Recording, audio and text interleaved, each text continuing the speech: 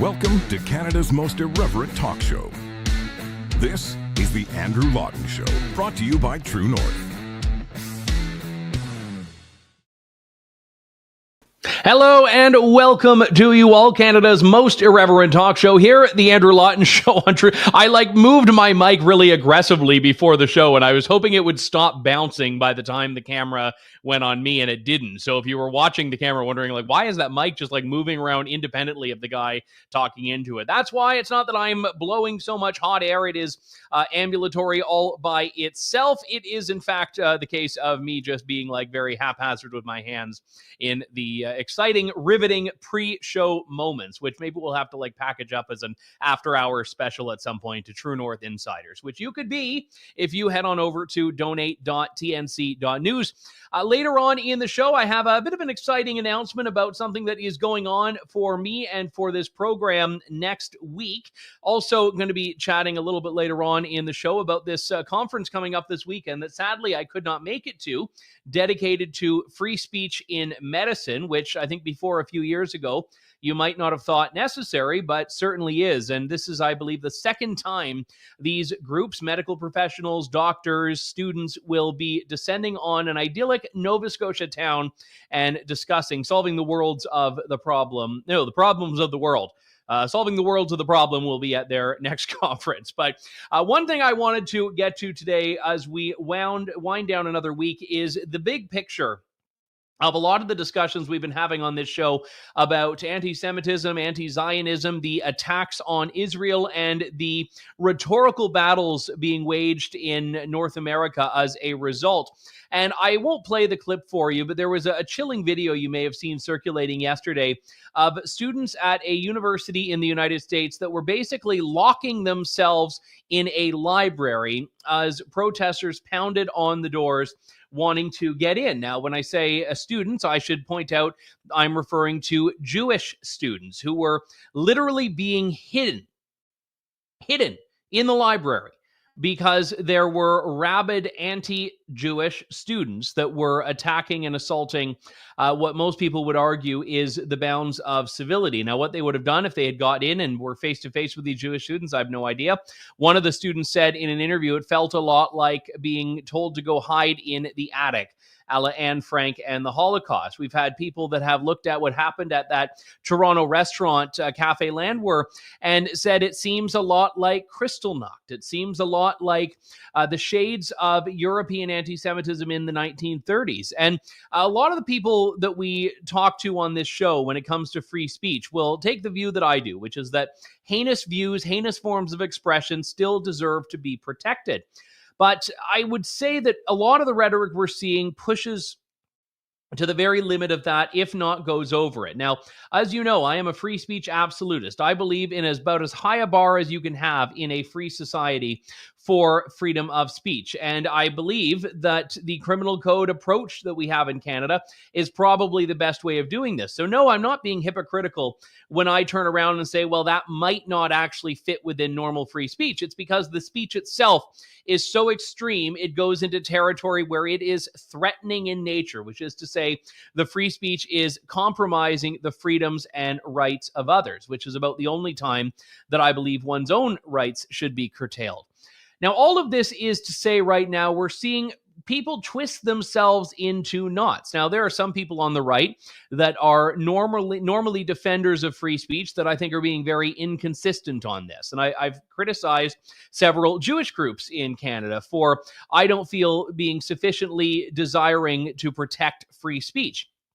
But I would say there's far more hypocrisy on the left. People who do not particularly care about civil liberties and fundamental freedoms normally, but when it comes to them facing consequences for calling for death to the Jews, are all about wrapping themselves in the charter and saying, oh, but free speech, freedom of expression, my rights, in ways that they don't elsewhere. Now, one notable example of this is the BC Civil Liberties Association. Now, it has civil liberties in the name, But when the BCCLA, the BC Civil Liberties Association, calls itself the BC Civil Liberties Association, it's not actually because there is a commitment to civil liberties. It's just branding. I mean, it would be like if I were to call myself the Skinny Guy Show. I can say that, but that's really not believable. And anyone that were to look at the show would say that doesn't actually fit with what you're offering to people.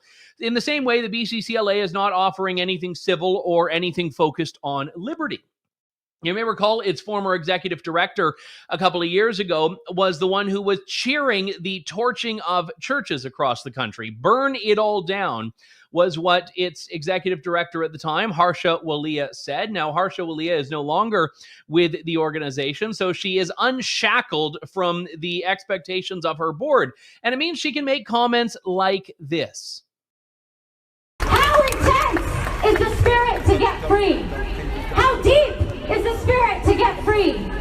How beautiful is the spirit to get free that Palestinians literally learned how to fly on hand gliders? Woo! How embarrassing idea. How intense is the spirit to get free? How deep is the spirit to get free? How beautiful is the spirit to get free that Palestinians bulldoze down the apartheid wall? Woo! Yeah! We're so back, folks. Palestinians razed to the ground, one of the most potent symbols of oppression and apartheid and colonialism in the world today, reminding us all the human spirit and possibility of being free.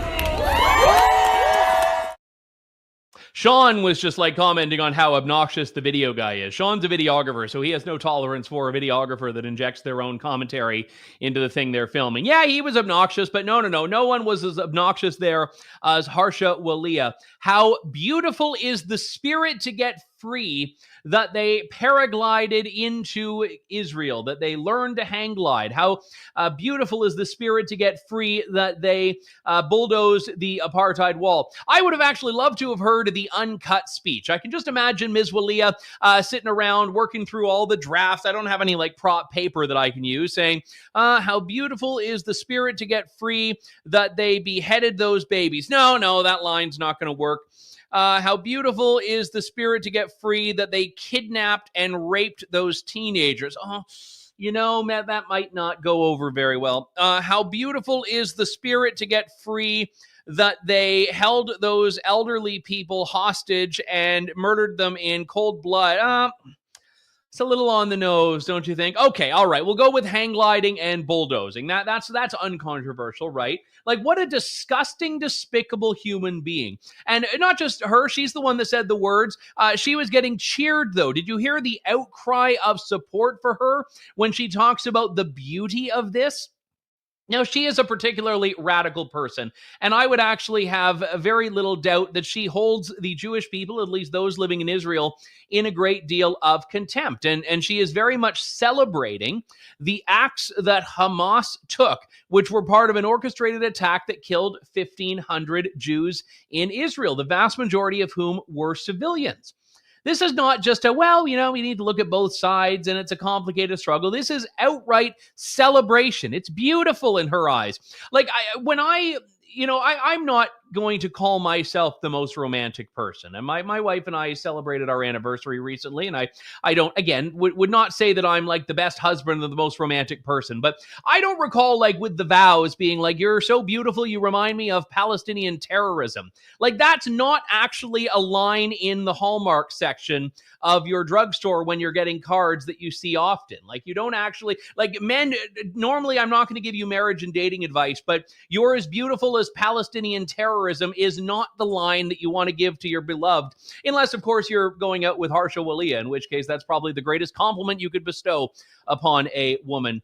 But here is the problem that we have with this, is that here's a woman representing an organization formerly that stood up supposedly for civil liberties, but was uninterested in civil liberties. Now, I don't believe that she should be censored. I do not believe that she should be facing any criminal or civil sanction for what she said. I think she said it. She has a right to, and I have the right to condemn it.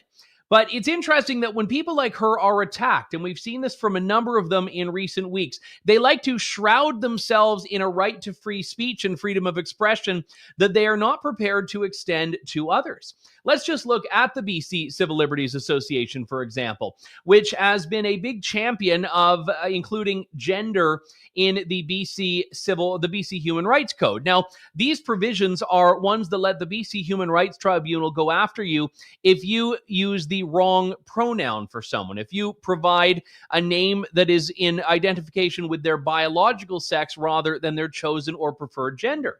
So these people will police your pronouns, but so you can't, if you don't want to call your colleague Zim, Zer, Ziz, you are a big hater and off with your head. But if you want to chant death to the Jews, oh, well, freedom of speech. That's just your right there to say and do what you want. And to look at the BC Civil Liberties Association in a bit more detail, this is a so-called civil liberties group that, believe it or not, defended vaccine passports. Now, this was a section from a policy document they put out. I'll share two with you, but the first one, Sean, is the one that starts with broadly speaking. This is them explaining, broadly speaking, given the widespread and devastating impact of COVID-19, the effectiveness and safety of COVID-19 vaccines, and the absence of an equally effective and less intrusive alternative, programs requiring proof of vaccination can be consistent with civil liberties and human rights principles. Okay. So are there any circumstances, I wonder, under which the BCCLA would have opposed vaccine passports? Well, let's go to guideline number 9. Proof of vaccination programs must avoid requiring two-spirit, trans, and non-binary individuals having to use government ID and legal documents that contain their dead names or inaccurate gender markers. So to the BCCLA, a vaccine passport is fine as long as it doesn't use your biological name. That would be a road too far. Yeah, well, having to have a vaccine passport to go to a restaurant, that's fine. Calling yourself Timmy when you go by Tammy now, oh, how dare you?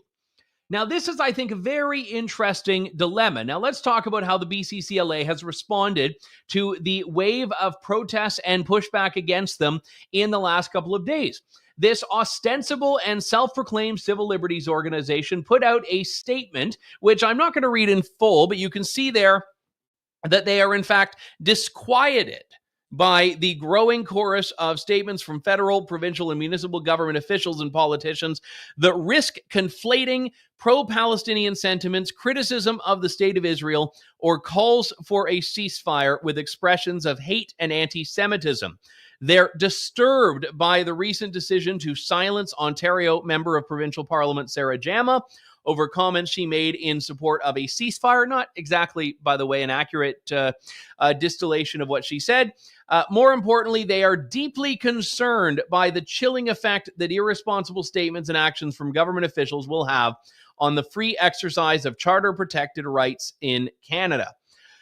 So they talk about this in lengthy terms. And by the way, as I say, I support free speech. I support free speech for those who support Israel and for those who support Gaza. I support free speech for people who want to say very offensive or what I would view as intolerable things.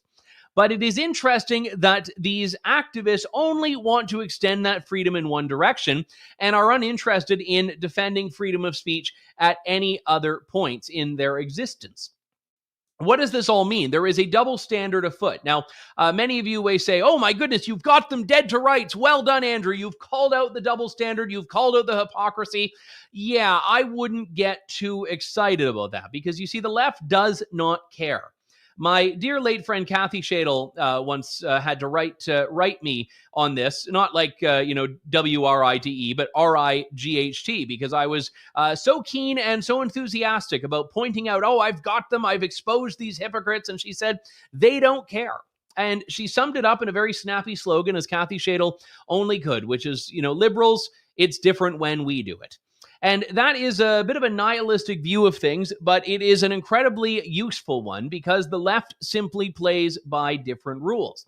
If you expect them to defend and protect their own free speech rights just as much as yours, you are in for a rude awakening. If you expect them to take the same level of condemnation to anti-Semitism as they do to Islamophobia, you are going to be in for a rude awakening. If you expect them to defend civil liberties equally and evenly without picking up and defining freedom based on their own preferred pet groups and causes, you are, say it with me, in for a rude awakening. They're rude. They're not particularly awake, but you and I will have to be both. And this is the fundamental problem. And I'd say it's the fundamental difference between the pro-free speech set and the anti-free speech set. And I should clarify, this is not just a left versus right issue. I think, generally speaking, the right is better on free speech, but not exclusively good. It was conservatives that first wanted to ban Holocaust denial in Canada, which I thought may be rooted in a noble place, but is fundamentally wrong.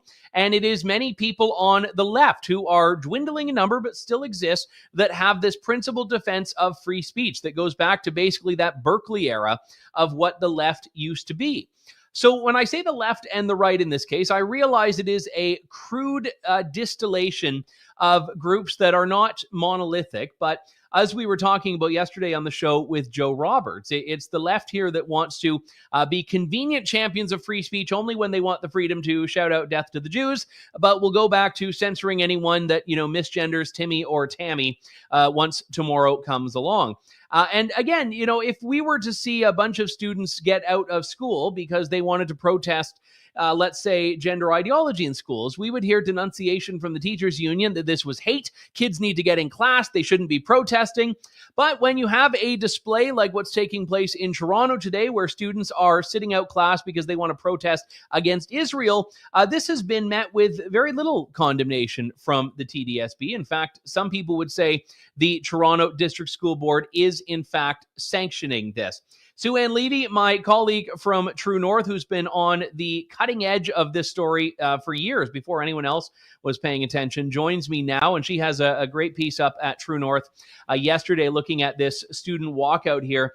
Let's just start there, Sue-Ann. I mean, when students and their parents were protesting a couple of weeks back, they were accused of being brainwashed. They were told to stay in school. They were told that the schools had no tolerance for absence. When students want to sit home and call Israel an apartheid state, the TDSB is just clamming up. Are they ever, Andrew? In fact, what they said in the note that came from Colleen Russell Rollins, the education director, yesterday, is that they don't approve of the walkouts, and the walkouts are happening in several high schools, mostly this afternoon. They don't approve of the walkouts, but they're free to walk out. And I'm thinking, okay, who is running the asylum these days? Because what I have said on social media is that if the Toronto School Board had a firm expulsion and suspension policy, which they don't give out hardly any anymore, they could threaten the kids with this. Say, you walk out, you're going to be expelled or you're going to be suspended. So there are ways of dealing with them, but there are absolutely no consequences. And it leads me to believe that the senior executives at the Toronto School Board and the trustees sanction this. They have no way of stopping them. Come on. Who's running the show? Well, and there was one school, you mentioned this in your column yesterday, I believe it was the R.H. King Academy, where the principal has agreed to move assignments or move quizzes to another day. So, I mean, what is that if not a tacit, or I would even argue explicit endorsement of absenteeism on this day? Yeah, I mean, they basically are holding these kids' hands and saying, okay, you can walk out the door because we're going to make it super easy for you. And I would lay you a bet that absenteeism will be very high today in those schools, not even because they're planning to protest, but because they've gotten a free ride. I mean, this, aside from the fact that this really disturbs me that these kids are protesting, being a very ardent Zionist and a member of the Jewish community in Toronto, And the hate fests that have been going on are just appalling. It speaks to all the things that are wrong with the school system. Academics take a back seat to protest 101, and they I can't believe that they're allowing these kids just to walk out the door and do what they're doing. I mean, the only good thing is that it's raining today in Toronto, so Yeah, and I mean, look, I take a view. I mean, I was never so fortunate as to have the parents that would pull me out of school really for anything. I mean, I would have to be on my deathbed, I think. Whereas, like my brother, for example, has like taken their kids out, to go on a vacation for a few days. And I'm like, oh, wow, I never got that growing up. And my brother said, I know.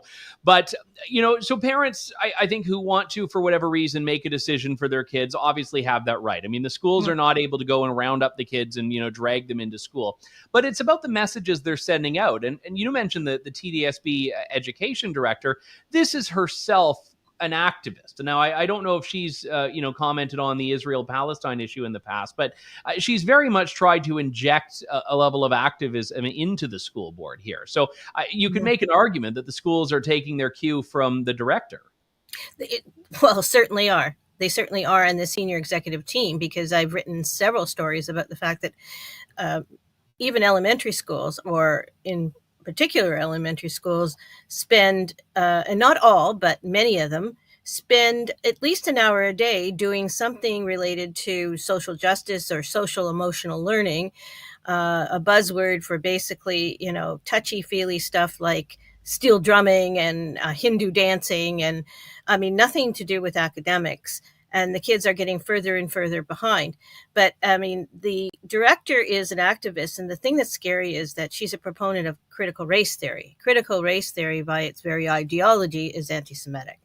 So you draw your own conclusions, Andrew.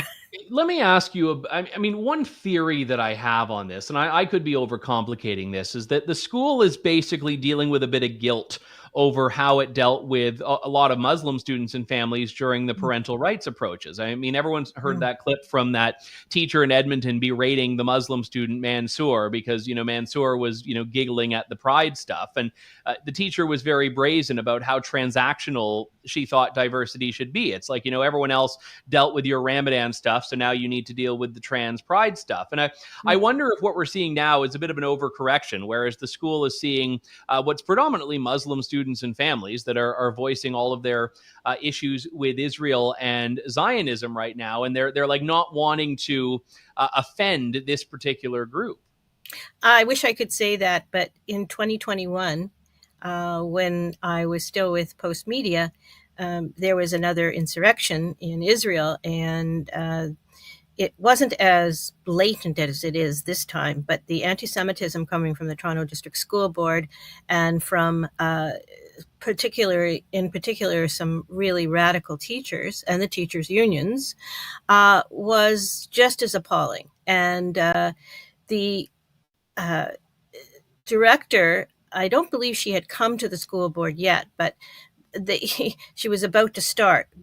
This wasn't stopped back in 2021. And I don't know if you recall that I did several stories on Javier Davila, a pro-Palestinian activist in the board, an equity worker who put out manuals that were grossly anti-Semitic. And they launched a petition against me for doing that.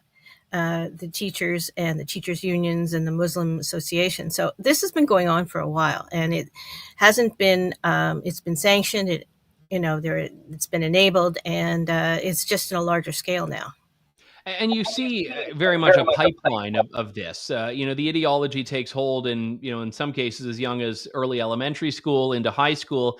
And it's not all that surprising when you see what we've seen on university campuses, including my own alma mater of Western, I think McMaster in Hamilton, or it might have been McGill, that was the other one, where students who looked Arab were walking around ripping down posters that were acknowledging hostages, of which there are still about 200 in Israel. So, that dispenses with any pretense that this is about peace for all sides, when these innocent hostages, who are innocent by any interpretation of the word, but are being acknowledged on posters, are then getting ripped down by a number of students.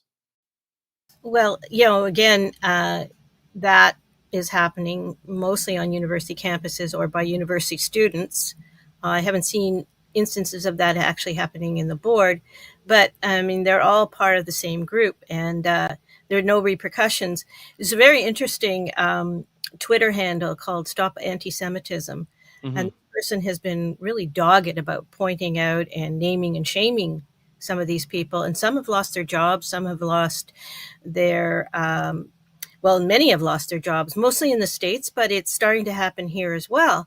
And I think that's what has to happen. These people have to be exposed, because if we wait for our political leaders, if we wait for the police even, I mean, the police really have their hands full now. I mean, I walked by Bialik, which is a Jewish day school, yesterday, and there's a command center there 24/7. I mean, the resources that must be being used right now in Toronto, I can only imagine the bill that taxpayers are going to have to foot. But,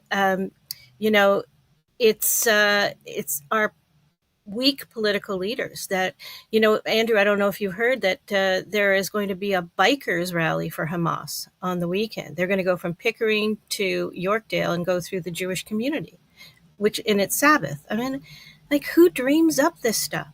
Like, are there that many Jew haters and Hamas lovers in this world? Yeah, and that was the interesting thing, is that it didn't take long for the masks to come down. Like, in the first couple of days of this, the most rabid anti-Semites had the wherewithal to keep their mouths shut. And I mean, even the NDP is, I think, a great example. The Ontario NDP knew, we have to start, saying the right thing. So they begrudgingly issue the statements of support for Israel. And then the longer it goes on, the more people start to show their true colors. I mean, just today, you have two Ontario NDP riding associations, one in Hamilton, one in Kitchener, calling on Merritt Stiles, the leader of the Ontario NDP, to resign because they think she's been, too supportive of Israel by condemning Sarah Jama, that, MPP that was essentially trying to erase the Jewish people from the Middle East in her statements. So people are no longer hiding and no longer feel the need to hide these very vile tendencies.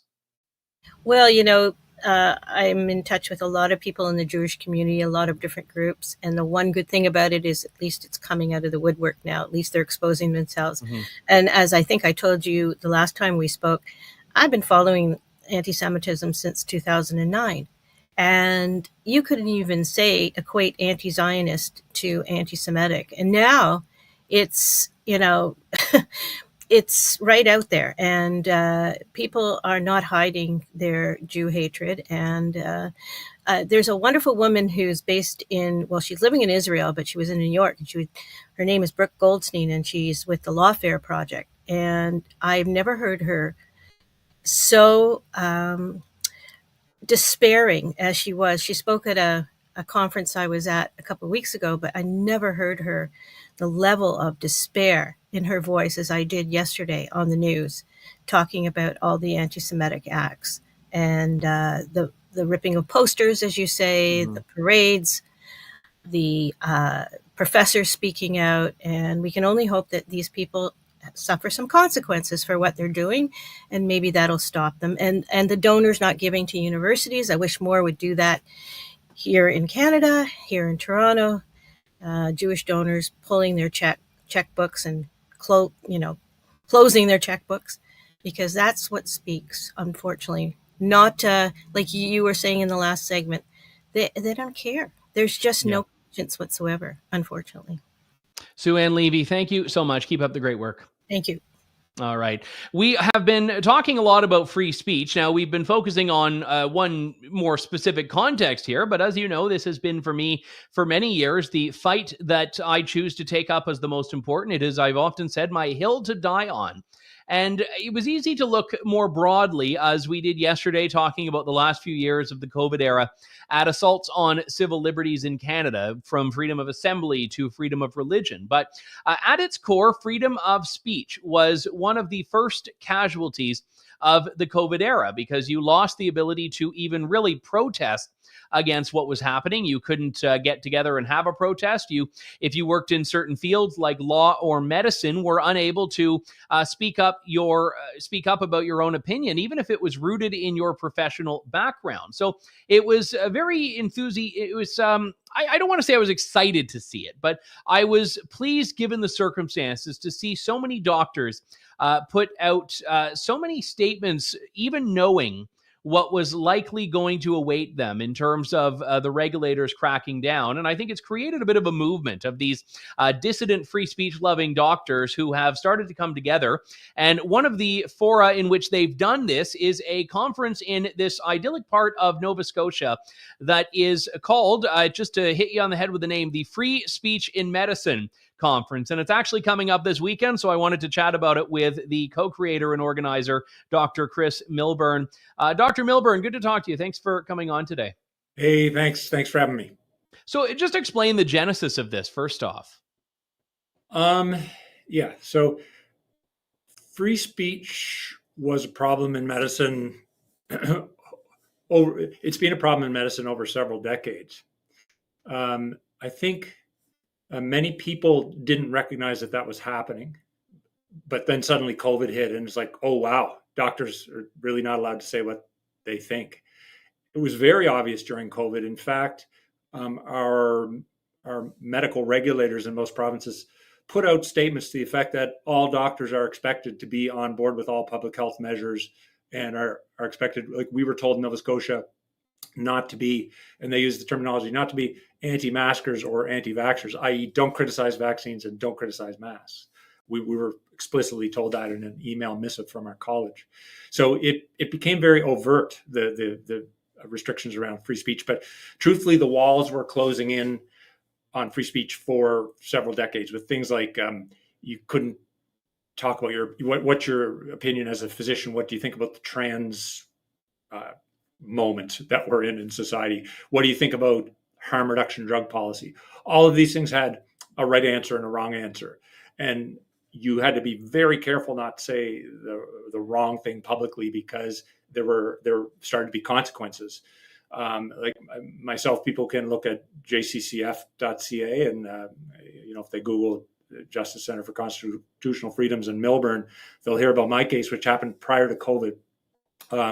I just wrote an op-ed and I used the word criminals in the op-ed. And apparently that's a very offensive word. So a left-wing mob came after me and they complained about me to the college, and I got dragged through the mud for a year behind the scenes just for writing an op-ed, which was broadly popular. A lot of people agreed with it. Some people disagreed. And then COVID, like I say, COVID hit, and myself and many other people ended up suffering consequences and losing opinions for daring to question the orthodoxy. So we just felt that it was time that we needed a venue to discuss all of those third rail nuclear waste topics that nobody wants to go anywhere near. So that's what free speech in medicine is about. It's a bug light for people who think that we need to hear both sides of issues. To go to the status quo here, I think anyone that's followed along with what's happening to Jordan Peterson knows that regulators are very powerful, and the government has kind of done something quite insidious here. And I think maybe it started off with noble reasons, but they say, we're going to just outsource the regulation of these fields to the fields themselves. So it's, the lawyers that come together and deal with the law and make the law society. It's doctors that come together and make the medical colleges. And then the government kind of just takes its hands off them. But the problem is that these regulatory bodies are incredibly powerful. They're incredibly well staffed, and they obviously have this culture that is not prone to respecting free speech. But let me ask you if the culture that you see in the colleges is reflective of the culture you see broadly in your field, or if everyone else is looking around at each other thinking like you, but the college has just become this mammoth that is more powerful than its members.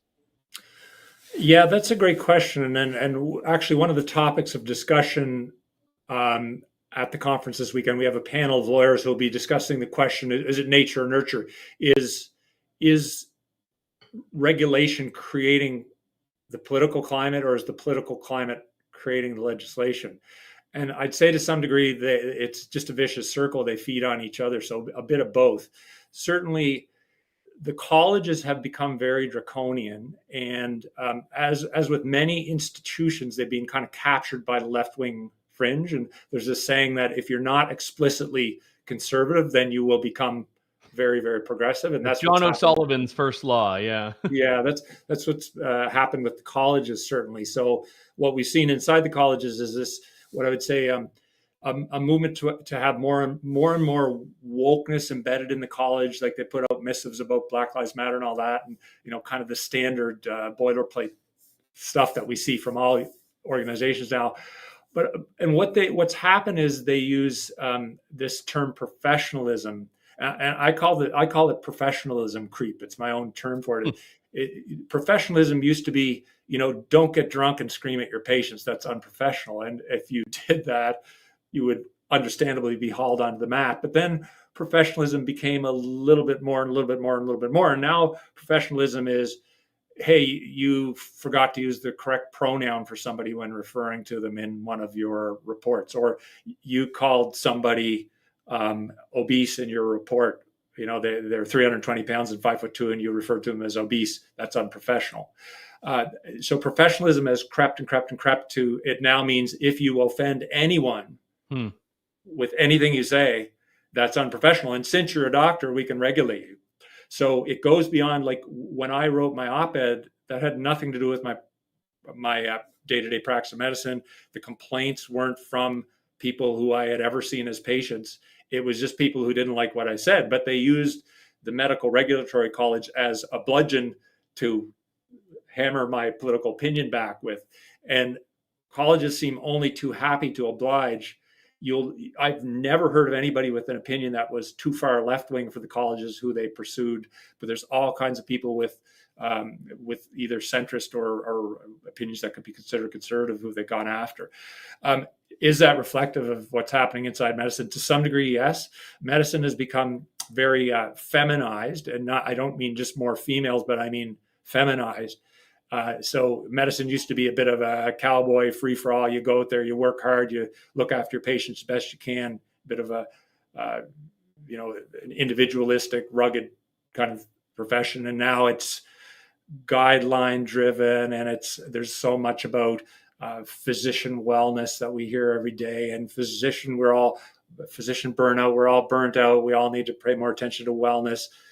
The volume of people we see is being cut down to take care of us better as a profession. So the profession has become are those not real issues, though? Because I've heard from male doctors as well that have talked about just increasing workload over the years. I've never viewed those as being particularly gendered issues. Yeah, true enough. But certainly anybody, either by statistics or by softer measures, we are a more feminized profession, for better and for worse. There's some good things that have happened with that. But ask a teacher if their job is easier now. Ask a lawyer, ask a police officer, ask anyone in a position of authority in Canada if they feel their job is easier or more stressful in 2023 than it was, say, in 1990. And everything's become more stressful. But doctors, we like to feel particularly hard done by. Fair enough.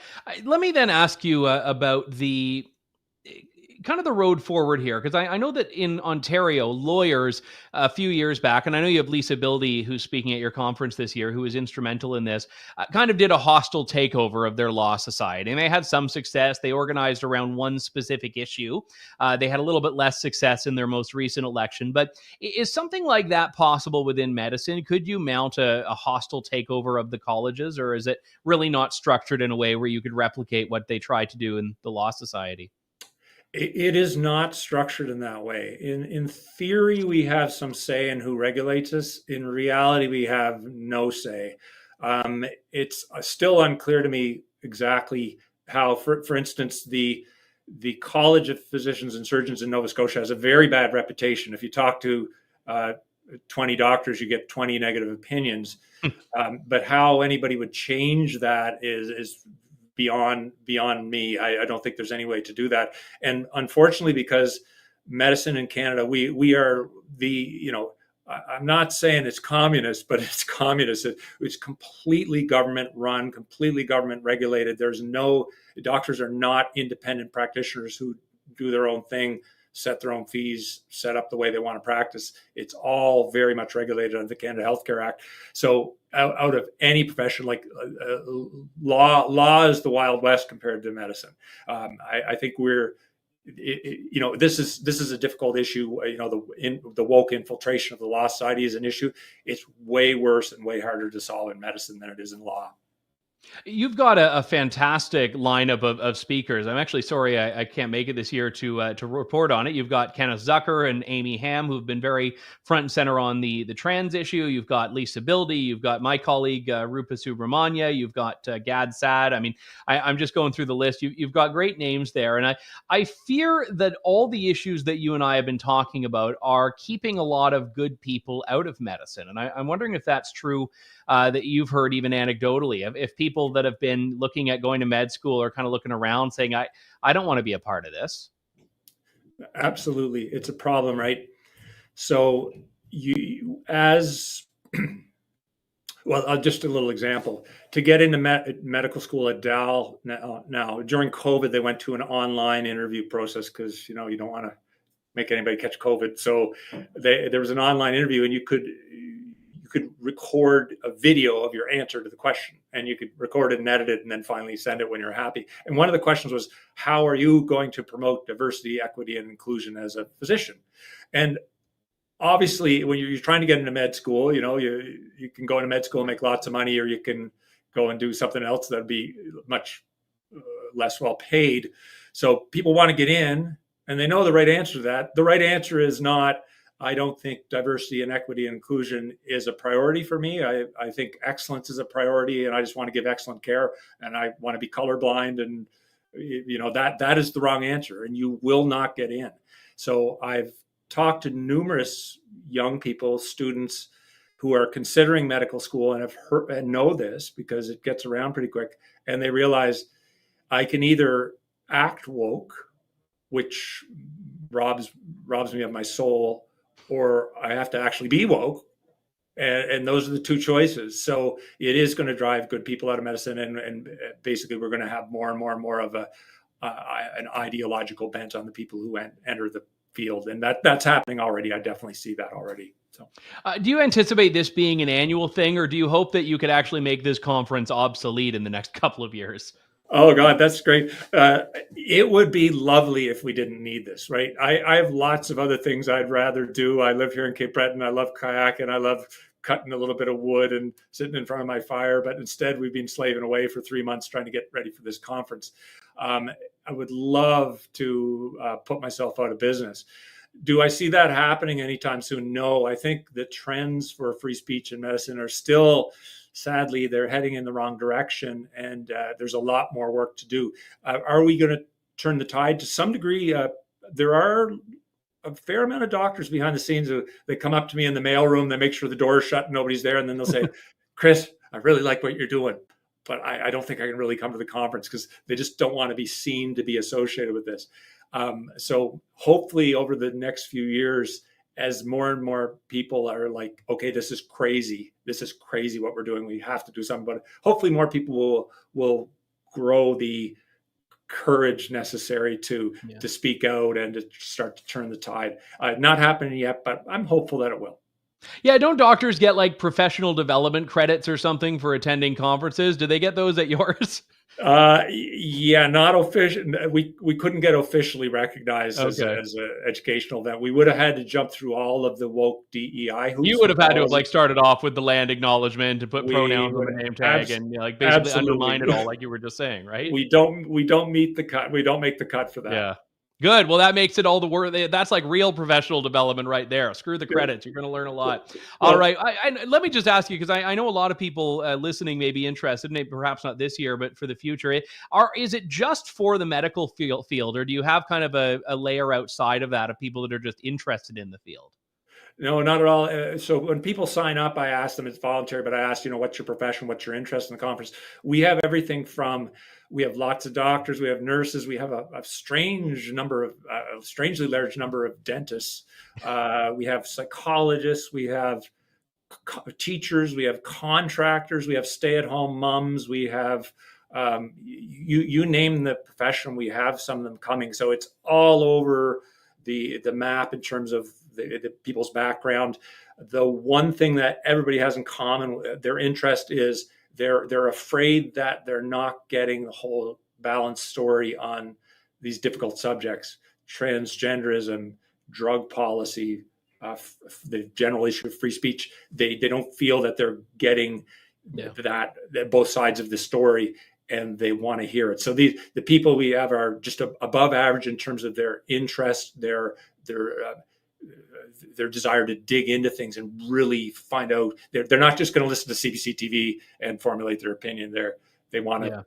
Well, yeah, I mean, when doctors' rights are suspended in this way, patients' rights are as well, because if your doctor can't speak their own mind, you as a patient are now denied the benefit of what would have happened had you heard that doctor's opinion. So very, very well said. Dr. Chris Milburn, one of the good ones, who's going to be assembling with the other good ones in Nova Scotia this weekend for the Free Speech in Medicine Conference. Hopefully we'll be able to check out a future one there. But Chris, thanks so much for coming on today. Have a good event.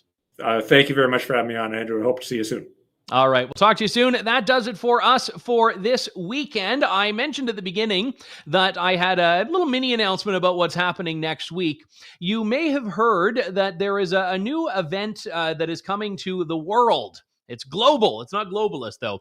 It is called the ARC Forum. This is the Alliance for Responsible Citizenship. It's being helmed by Baroness Stroud in the UK, but also involved are people you might have heard of, like Leslyn Lewis, the Conservative MP, and Jordan Peterson, the Canadian psychologist extraordinaire that I just mentioned a few moments ago.